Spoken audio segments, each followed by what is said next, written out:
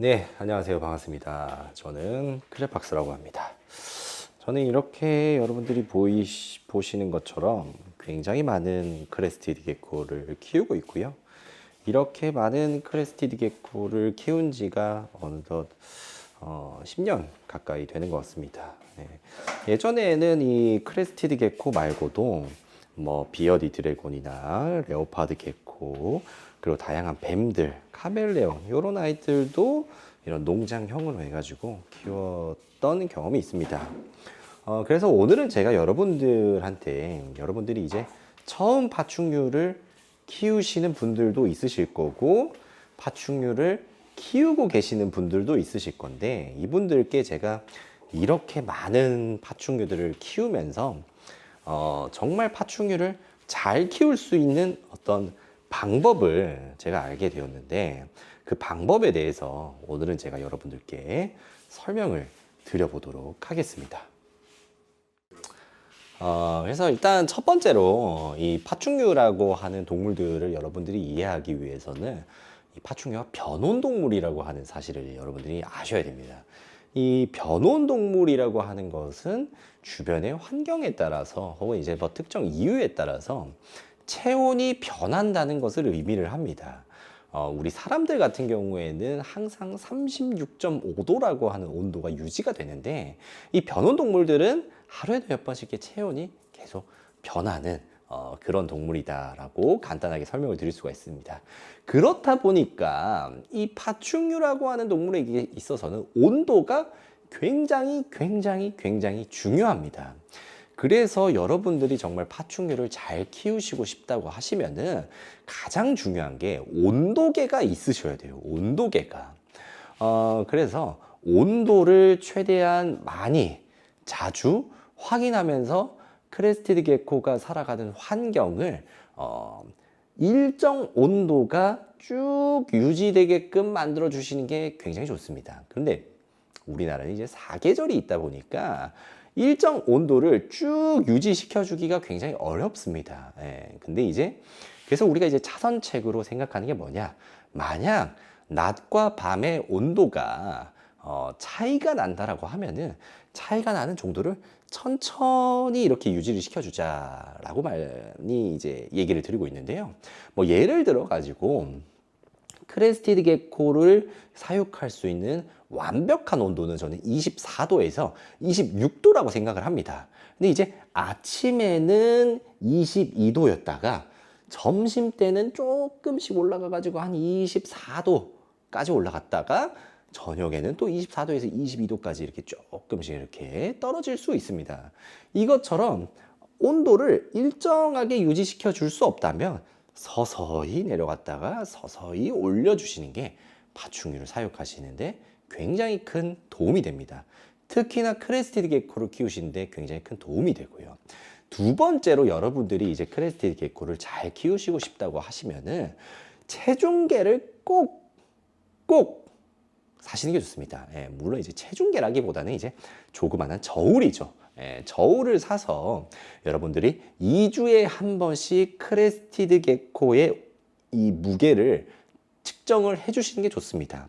그래서 이 측정한 것들을 하나하나 모으다 보면 어느 정도의 어떤 패턴 같은 것들을 발견을 하게 됩니다. 꾸준히 이렇게 체중이 올라가다가 갑자기 체중이 확 느는 시점이 있을 수 있을 것이고 어떨 때는 이렇게 확 컸는데 왜 이렇게 안 크지? 하는 시점들도 있을 겁니다. 그래서 여러분들이 확 크는 시점에는 어떤 일이 있었는지 확 크다가 갑자기 체중이 늘지 않는 시점에는 뭔가 문제가 있다는 걸 파악을 해 주셔야 됩니다. 그래서 여러분들이 크레스티드 게코를 딱 만져봤을 때 그리고 크레스티드 게코를 얼굴을 봤을 때 크레스티드 게코의 냄새를 맡아봤을 때 뭔가 크레가 잘못됐거나 이런 것들을 알 수가 없겠죠. 여러분들 알 수가 없을 겁니다. 그렇기 때문에 여러분들이 내 크레에게 뭔가 문제가 생겼다라는 것을 알아차릴 수 있는 가장 빠른 방법은 체중을 파악하는 것입니다. 그래서 여러분들이 온도계 그리고 이제 저울 요거는 이제 크레스티드 게코를 잘 키우기 위해서 필수적으로 가지고 있어야 되는 거다 라고 말씀을 좀 드리도록 하겠습니다.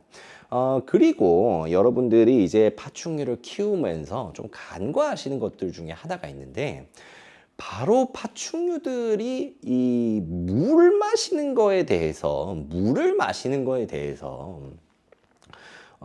굉장히 좀 어려움을 느끼는 경우가 많습니다. 예, 왜냐면은 이제, 우리가 이제 생각을 해보자고요. 야생에서 물을 마신다라는 행위 자체가 굉장히 위험한 행위입니다. 물을 마시려고 밖에 나가가지고 물을 마시다 보면은 이제 포식자한테 잡아먹힐 수도 있고, 이렇다 보니까 아이들이 기본적으로 물을 마시는 거에 대해서 굉장히 좀 어려워한다. 그렇기 때문에 여러분들이 파충류를 잘 키우시기 위해서는 수분 공급을 잘 해주셔야 된다라는 거를 또 기억을 하셔야 됩니다.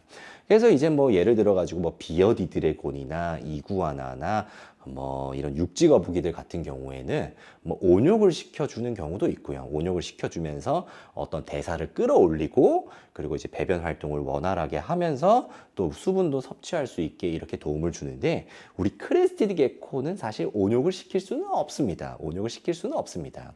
그래서 여러분들이 온욕을 시킬 수 없는 대신에 우리는 주사기로 물방울을 똑똑똑똑 떨어뜨리면서 크레스티드 게코에게 물을 마시게 해줄 수가 있습니다. 그런데 여러분들이 내 크레가 물 마시는 게 필요한지 필요하지 않은지 구분하는 방법을 아시는 게 굉장히 중요한데요.